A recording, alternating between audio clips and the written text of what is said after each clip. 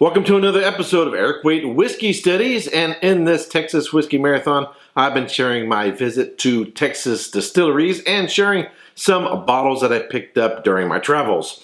In this video, I'm going to be reviewing the Rebecca Creek Fine Texas Small Batch Blended Bourbon Whiskey. Now, if you go on the internet, in fact, if you look at their website, if you Google Rebecca Creek Whiskey, you're going to see a bottle that says Rebecca Creek Fine Spirit Whiskey. That's not what this is. In fact, you'll probably have a real hard time finding this bottle on the internet because it's not on their website and it's not anywhere else found on the internet. And yet I bought this bottle at the distillery after doing a tour. All right? So now that leads a little bit of confusion because what's in the bottle and why does it seem so different than the bottle that seems to be out there on the market, at least in Texas. But we're going to get into that in just a little bit. But before I do, I thought I'd share with you my tour of the distillery, notes on this particular bottle, as well as some upcoming releases that Rebecca Creek has soon to come out on the market.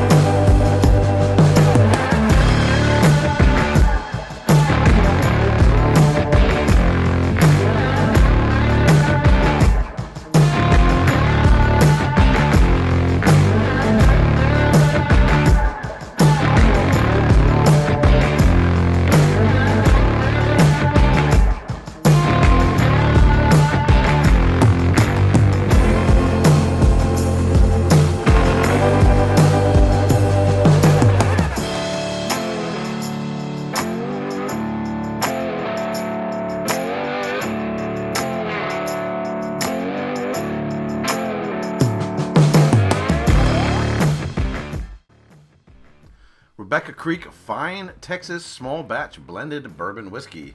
The small batch has two whiskeys. One is an 8-year-old Tennessee bourbon. The other is a 4-year-old bourbon. Both have a mash bill of 75% corn, 21% rye, and 4% barley.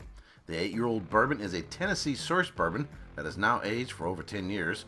And the 4-year-old bourbon has some bourbon made from the Rebecca Distillery and some from Indiana source bourbon. The suggested retail price for the Rebecca Creek Fine Texas Small Batch Blended Bourbon Whiskey is about $50. Rebecca Creek's water source is the heart of the Edwards Aquifer Limestone Co-op water well, which gives their whiskey quality water with proper amounts of natural alkalinity. Rebecca Creek Distillery has been working to evolve in the whiskey category. In the coming months, their spirit whiskey will transition to 100% blended whiskey. They will be launching Rebecca Creek 10-year straight bourbon whiskey made with the same source Tennessee whiskey made in the small batch, along with launching a Rebecca Creek 12-year and 14-year straight bourbon whiskey sourced from Indiana. They also have a new creative project called Rebecca Creek Double Barrel Whiskey that has whiskey aged in used barrels for 2 years, then briefly rested with French oak staves, and finally aged for 2 more years in new oak barrels in Texas for a great marrying process. So, a few things. First, I want to talk about blended bourbon as a category.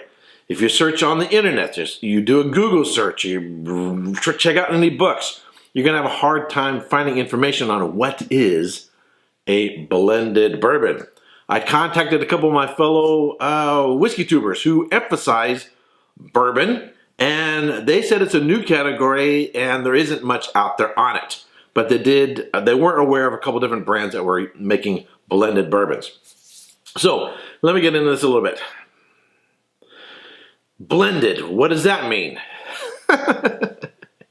In Scotch whiskey, you have the use of the word single in labels. Single refers to the distillery. So you have a single malt, a single grain, right? You have blended. You have a blended malt, you have blended grain, and then you just have blended whiskeys. The blended refers to that the whiskey is coming from more than one Scotch distillery. In Japan, you have blended whiskeys. And Japan, unfortunately, is not as transparent. It's not as clear. They aren't, even if you check out the websites of distilleries that have blended Japanese whiskeys, they are not transparent about what's going into their whiskeys. The best source to research, actually, Japanese whiskeys is Master of Malt in the UK. Now, even if you can't buy bottles here in the United States from Masters of Malt, they're yet the best source because they seem to have more information about the whiskeys than what a lot of Japanese distilleries do. Japanese blended whiskeys are more often than not a blend of whiskeys, not just from other distilleries in Japan, but distilleries from Canada, Scotland, and the United States, without them telling you exactly where the whiskey is coming from. So their Japanese whiskey isn't necessarily Japanese. So what is this blended bourbon whiskey? Well, quite simply, as you saw there in the notes, this is a blend of Texas whiskey and from another distillery outside of Texas. The mash is the same for the 8-year-old and 4-year-old bourbons that go into this bottle. And of course, legally, in order to be called bourbon, it has to have at least 51% corn, which it has more than that. So this is similar to the way in which Scotland uses the term blended. It's from more than one distillery, one outside of Texas and another inside of Texas. I hope that's clear. Next question you're going to have is, okay, why? Why? Texas has, and I've talked about this in many videos and in interviews, Texas has this funky extreme temperatures. Extreme highs, extreme lows, and there's pros and cons to that. The pros are you do get a lot more interaction with oak. You do sort of speed up the maturation process, but it can have some challenges as to how you're going to mitigate potential risks in over-extracting of tannins and maybe getting a profile that you don't want. Right? Now, there are some Texas whiskey distilleries that are doing an absolutely fantastic job at that. Some are doing it with lower entry proof. Some are sort of reducing the ABV during the aging process. There's just different ways that they're doing it. What Rebecca Creek is doing is they're using in-house bourbon and bourbon from outside, which they are then blending to get the profile that they want. And I gotta say, I think they're doing a really, really good job. Now, the notes on this bourbon are not available on the website. I got them directly from the distillery. I contacted them. They were very, very open and transparent with me and sent me the notes on the makeup of this whiskey and the information I provided you about future bottles coming out. I also got straight from the distillery. I wish their website was kept a little bit more up to date, but I have found in the whiskey industry, oftentimes there's a lag time between what's being produced, what's out there, and where the website is, what the information has on a website may not be, might not be completely caught up. When I was traveling around Scotland and planning my trips to Scotland, I often found websites were quite out of date. So though I wish their website was a little bit more up to date, but when I contacted them, they were more than willing to provide the information. I was really, really thankful for that. All right, of course, the most important thing is, do I like the whiskey? It has classic bourbon notes. If you tried some Texas whiskeys, Texas bourbons, and you said you didn't like them, maybe you thought, maybe Texas should stick to single malts and leave the bourbons to Kentucky. I'm going to tell you, this is a really well-balanced bourbon. It gets classic bourbon notes. Canned corn, creamed corn. It is sweet on the nose. Butterscotch caramel. There's that rye note is popping up there. It's a little bit of licorice, a little bit of black pepper. Definitely some honey, caramels, banana pudding, definitely loads of banana or overwrought banana, or this pudding my mom used to make when we were kids, in which you had vanilla pudding, you had nano wafers, and then you had layers of bananas in there. So you get that sort of vanilla and vanilla wafer banana pudding is definitely in there. Loads of vanilla, cinnamon, nutmeg, and baking spices on the palate.